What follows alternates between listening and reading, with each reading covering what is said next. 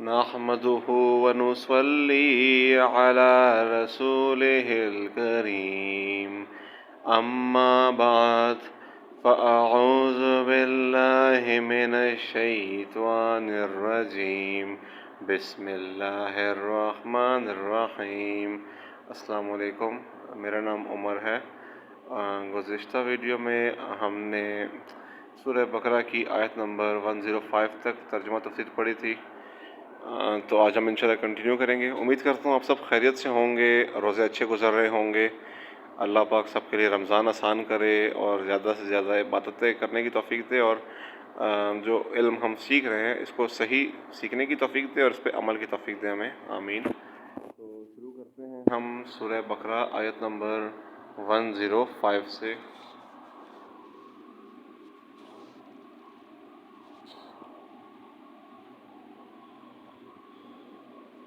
سورہ بقرہ کی ہم نے 105 آیت کر لی الحمدللہ۔ آج ہم کریں گے آیت 106۔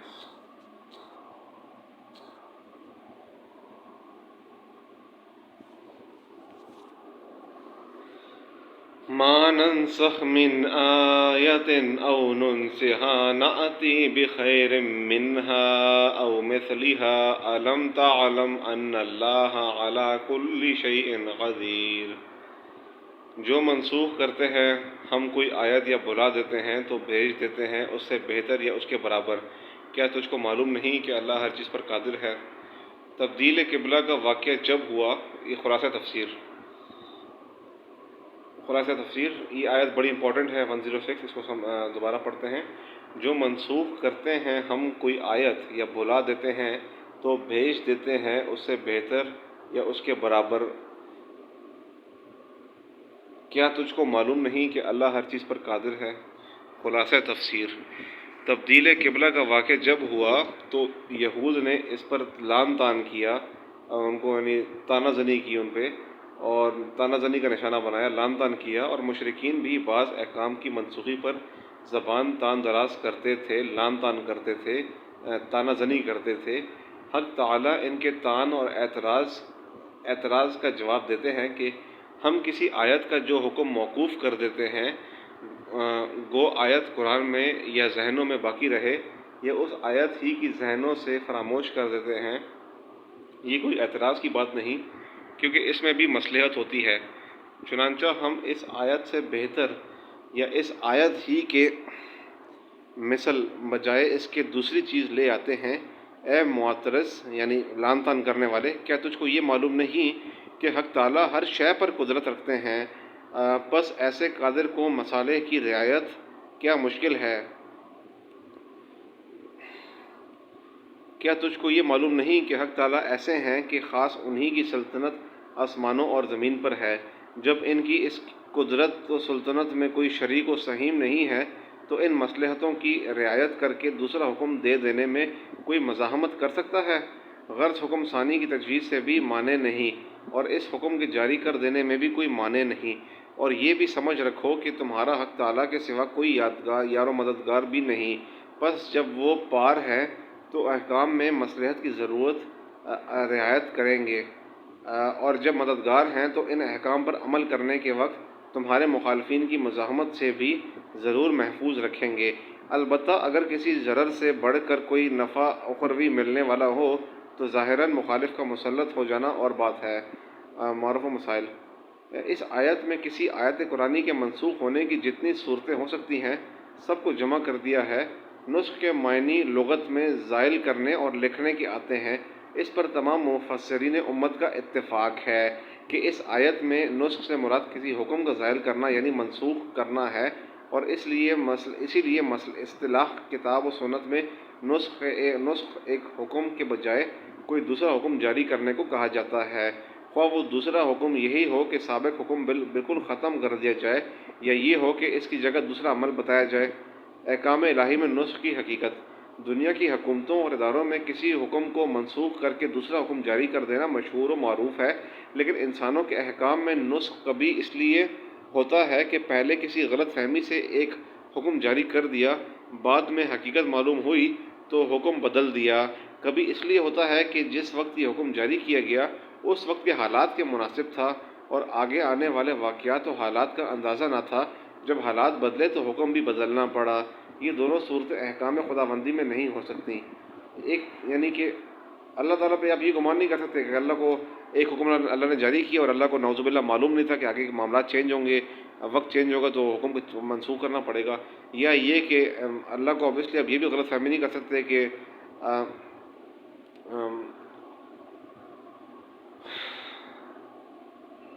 کہ پہلا حکم کوئی جاری کر دیا لیکن غلط فہمی ہوئی تو کہ غلط ہے تو بعد میں دوسرا حکم جاری کر دیا، تو یہ بھی ہم اللہ پہ اپنی بات مان سکتے ہیں بات۔ ایک تیسری صورت یہ بھی ہوتی ہے کہ حکم دینے والے کو اول ہی سے یہ بھی معلوم تھا کہ حالات بدلیں گے اور اس وقت یہ حکم مناسب نہیں ہوگا، دوسرا حکم دینا ہوگا۔ یہ جانتے ہوئے آج ایک حکم دے دیا اور جب اپنے علم کے مطابق حالات بدلے تو اپنی قرارداد سابق کے مطابق حکم بھی بدل دیا۔ اس کی مثال ایسی ہے کہ مریض کے موجودہ حالات کو دیکھ کر حکیم یا ڈاکٹر ایک دوا تجویز کرتا ہے اور وہ جانتا ہے کہ 2 روز اس دوا کے استعمال کرنے کے بعد مریض کی حال بدلے گا، اس وقت مجھے دوسری دوا تجویز کرنی ہوگی۔ یہ سب جانتے ہوئے وہ پہلے دن ایک دوا تجویز کرتا ہے جو اس دن کے مناسب ہے، 2 دن بعد حالات بدلنے پر دوسری دوا تجویز کرتا ہے جو کہ اس دن کے مناسب ہوتی ہے۔ ماہر حکیم ڈاکٹر یہ بھی کر سکتا ہے کہ پہلے دن ہی پورے علاج کا نظام لکھ کر دے دے کہ 2 روز تک یہ دوا استعمال کرو، پھر 3 روز فلاں دوا، پھر 1 ہفتہ فلاں دوا، لیکن یہ مریض کی طبیعت پر بے وجہ کا ایک بار بھی ڈالنا ہے۔ اس میں غلط فہمی کی وجہ سے عملی خلل کا بھی خطرہ ہے، اس لیے وہ پہلے ہی سے سب تفصیلات نہیں بتلاتا۔ دیکھیں ہر کام اگر دنیاوی لحاظ سے بھی دیکھیں تو ہر کام میں کوئی نہ کوئی مصلحت ہوتی ہے۔ فار ایگزامپل آپ دیکھتے ہیں اگر آپ ڈاکٹر کوئی مریض ہوتا ہے، کسی مرض میں مبتلا ہو، وہ ڈاکٹر کے پاس جاتا ہے تو ڈاکٹر اگر اس کو کوئی کورس کا بتاتا ہے کہ بھائی آپ نے دوائیاں لینی ہیں، تو وہ اکثر ایسا ہوتا ہے کہ ڈاکٹر پہلے ہفتے کے لیے بتاتا ہے یہ دوائیاں آپ یہ پہلا ہفتہ استعمال کریں، پھر آپ دوبارہ میرے پاس آئیں، میں آپ کو دیکھ کے بتاؤں گا آپ کو دوائی چاہیے یا نہیں۔ تو ڈاکٹر کو پتہ ہوتا ہے کہ یہ جو میں نے اس کو دوائیاں دے رہا ہوں، اس کو استعمال کرنے سے اس کی حالت اگر بہتر ہوگی تو میں اس کو یہ والی دوائیاں تجویز کروں گا۔ یعنی مصلحت کے طور پہ ڈاکٹر سے پہلے دن پوری لسٹ نہیں پکڑاتا کہ بھائی پہلے ہفتے یہ دوائیاں کھاؤ، پھر دوسرے ہفتے یہ دوائیاں کھاؤ، بلکہ ڈاکٹر وقتاً فوقتاً اپنی دوائیاں چینج کرتا رہتا ہے اس کی صحت کو دیکھتے ہوئے، اس کی صحت کے مطابق۔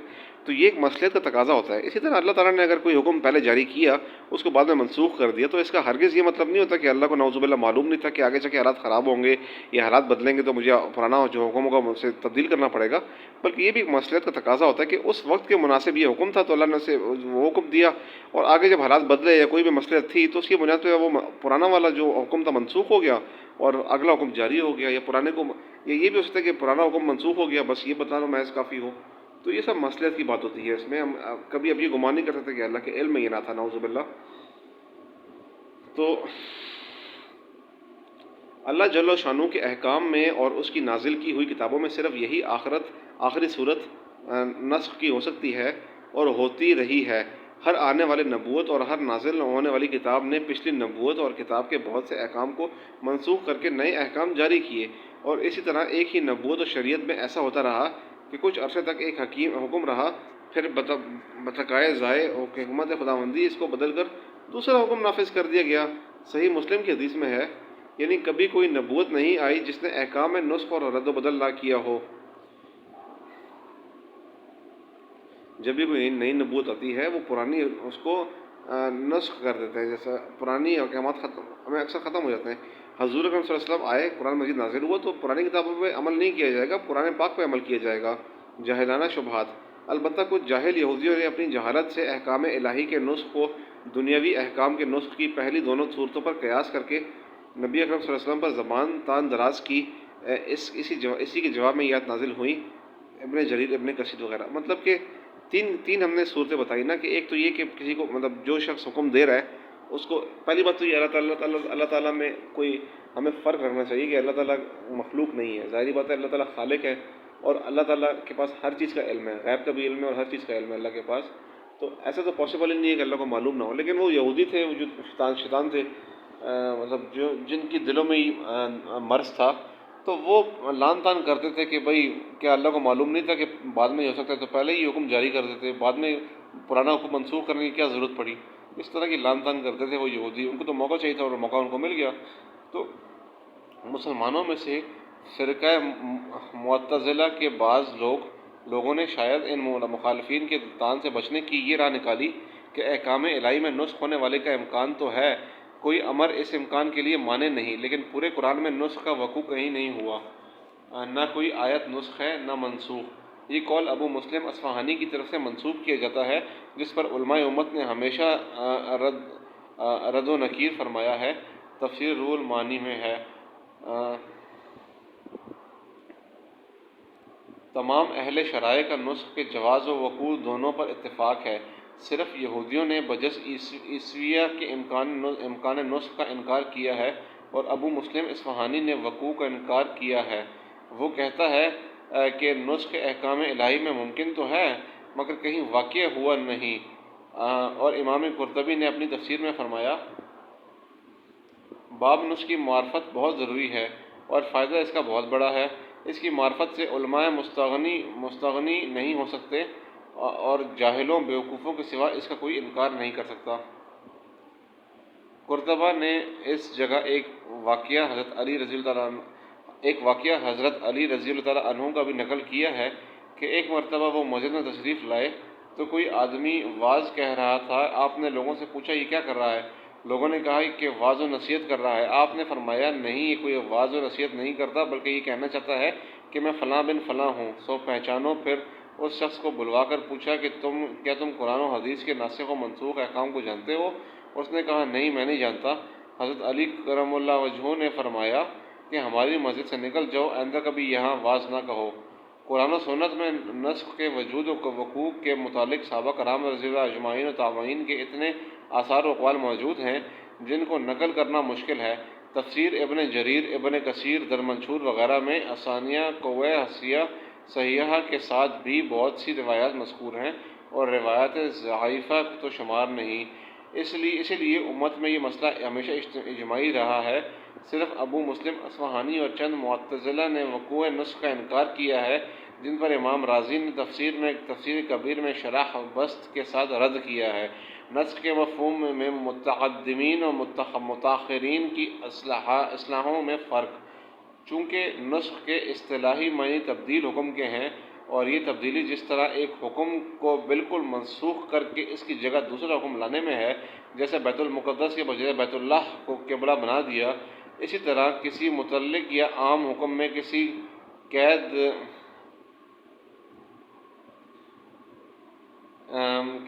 و شرط کو بڑھا دینا بھی ایک قسم کی تبدیلی ہے۔ اسلام امت نے نسخ کو اسی عام معنی میں استعمال فرمایا ہے جس میں کسی حکم کی پوری تبدیلی بھی داخل ہے، اور جزوی تبدیلی قید و شرط یا استثناء وغیرہ کی بھی اس میں شامل ہے۔ اسی لیے متقدمین حضرات کے نزدیک قرآن میں آیات منسوخہ 500 تک شمار کی گئی ہیں۔ حضرات متاخرین نے صرف اس تبدیلی کا نام نسخ رکھا ہے، جس کی پہلے حکم کے ساتھ کسی طرح تطبیق نہ ہو سکے۔ ظاہر ہے کہ اس اصطلاح کے مطابق آیات منسوخہ کی تعداد بہت گھٹ جائے گی۔ اسی کا لازمی اثر یہ تھا کہ متقدمین نے تقریباً 500 آیات قرآنی میں نسخ ثابت کیا تھا، جس میں معمولی سی تبدیلی قید و شرط یا استثناء وغیرہ کو بھی شامل کیا تھا، اور حضرات متاخرین میں علماء سیوطی نے صرف 20 آیاتوں کو منسوخ قرار دیا۔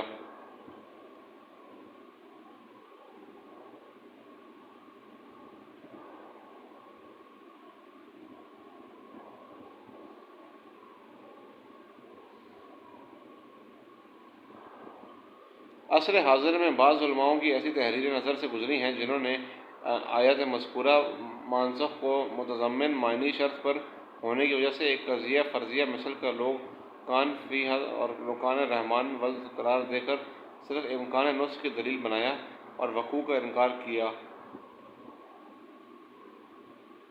حالانکہ تضمن معنی شرط اور قضیہ شرط بحرف لو میں بڑا فرق ہے، اور وہی استدلال ہے جو ابو سلم اصفہانی اور معتزلہ پیش کرتے ہیں۔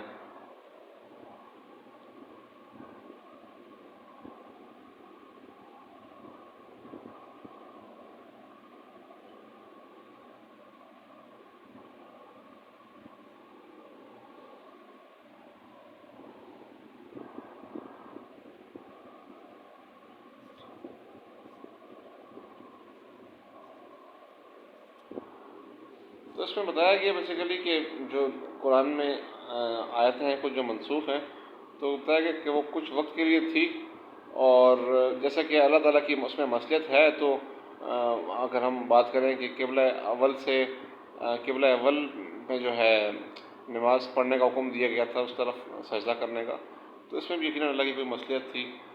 بہرحال اس میں یہودی اور شرارتی جو تھے وہ ان کو لعن طعن کرتے تھے مسلمانوں کو، بٹ اس سے حکم چینج نہیں ہوتا، اللہ کی مصلحت ہوتی ہے اس میں۔ تو الم تعلم ان اللہ لہ ملک السماوات والارض وما لکم من دون اللہ من ولی ولا نصیر، کیا تجھ کو معلوم نہیں کہ اللہ ہی کے لیے ہے سلطنت آسمان اور زمین کی، اور نہیں تمہارے واسطے اللہ کے سوا کوئی حمایتی اور نہ مددگار۔ الحمدللہ ہم نے سورہ بقرہ کی آیت نمبر 106 اور 107 کی تفسیر ترجمہ و تفسیر پڑھا۔ اللہ بخش دعا ہے کہ ہمیں اس عمل کو صحیح سمجھنے کی توفیق عطا فرمائے۔ انشاءاللہ نیکسٹ ویڈیو میں ہم لوگ سورہ بقرہ کی آیت نمبر 108 سے کنٹینیو کریں گے انشاءاللہ۔ السلام علیکم ورحمۃ اللہ وبرکاتہ، جزاک اللہ خیر۔